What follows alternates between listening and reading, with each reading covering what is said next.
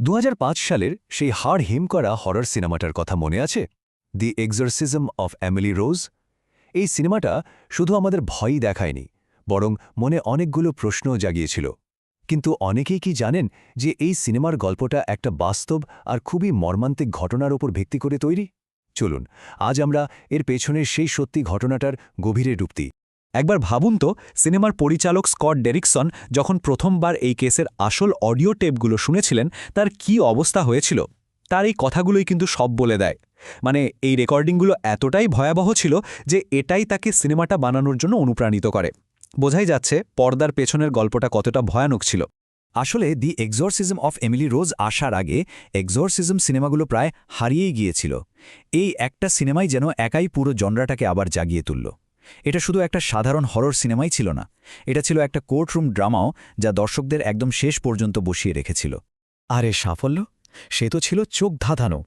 বিশ্বজুড়ে প্রায় $145 মিলিয়ন আয় করে সিনেমাটি। এর থেকেই বোঝা যায় গল্পটা সারা পৃথিবীর মানুষকে কতটা নাড়া দিয়েছিল।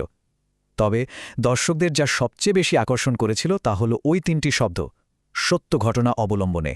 সিনেমার এমিলি রোজ চরিত্রটা তো ছিল কাল্পনিক, কিন্তু তার আড়ালে থাকা আসল মানুষটি ছিলেন জার্মানির আনেলিস মিশেল। আর এখান থেকেই আমাদের আসল গল্পের শুরু। চলুন হলিউডের লাইট ক্যামেরা অ্যাকশন থেকে বেরিয়ে আমরা চলে যাই আনেলিস মিশেলের জীবনের সেই ভয়ঙ্কর বাস্তবতায়। আনেলিস মিশেলের গল্পটা সিনেমার থেকেও অনেক বেশি জটিল আর দুঃখের। তার জীবনটা যেন দুটো বিশাল শক্তির মধ্যে একটা যুদ্ধক্ষেত্র হয়ে গিয়েছিল।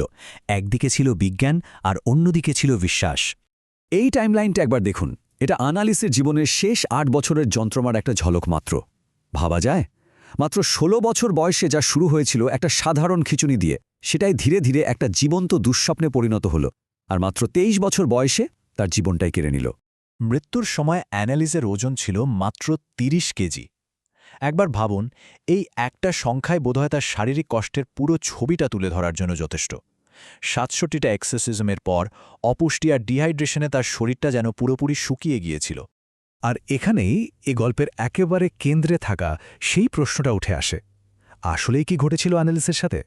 এটা কি সত্যি সত্যি শয়তানের কাজ ছিল, নাকি একটা মারাত্মক শারীরিক আর মানসিক অসুস্থতার ফল? এই কেসটা আমাদের দুটো সম্পূর্ণ ভিন্ন বাস্তবতার মুখোমুখি করে। প্রথমে চলুন বিজ্ঞানের ব্যাখ্যাটা দেখা যাক।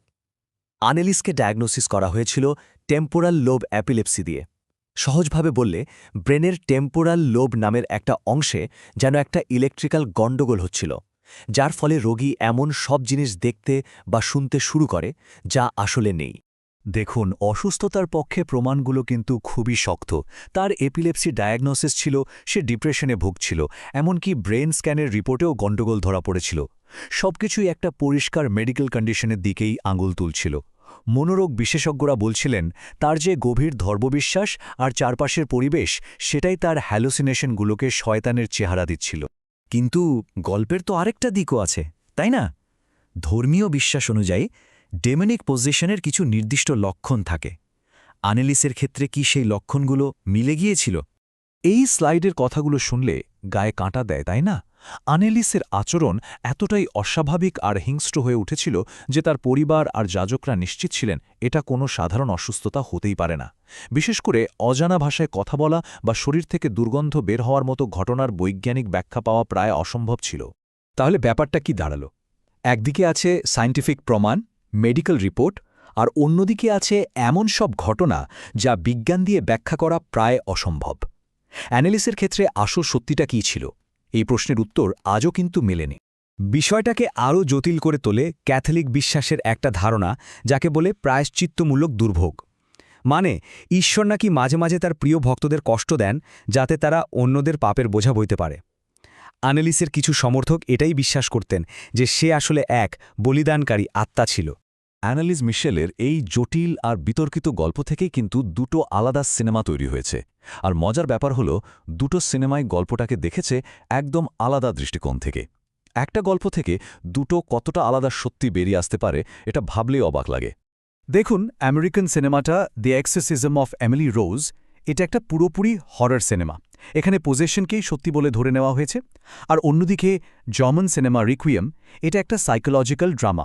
এখানে আনেলিসের মানসিক স্বাস্থ্যের লড়াইটার উপর ফোকাস করা হয়েছে, কোনো পরিষ্কার উত্তর না দিয়েই। ভাবুন, একই গল্প, অথচ দুটো কত আলাদা সত্য। আর্নেলিসের মৃত্যুতে কিন্তু গল্পের শেষ হয়নি, বরং এরপর যে আইনি আর ধর্মীয় ঝড় উঠেছিল তার প্রভাব আজও রয়ে গেছে। ভেবে দেখুন একবার, আনিলিসের মৃত্যুর পর তার নিজের বাবা মা আর দুজন যাজকের বিরুদ্ধেই অবহেলাজনিত হত্যার মামলা হল, আর দীর্ঘ বিচারের পর আদালত তাদের 4 জনকেই দোষী সাব্যস্ত করল। কিন্তু আসল চমকটা ছিল শাস্তিতে।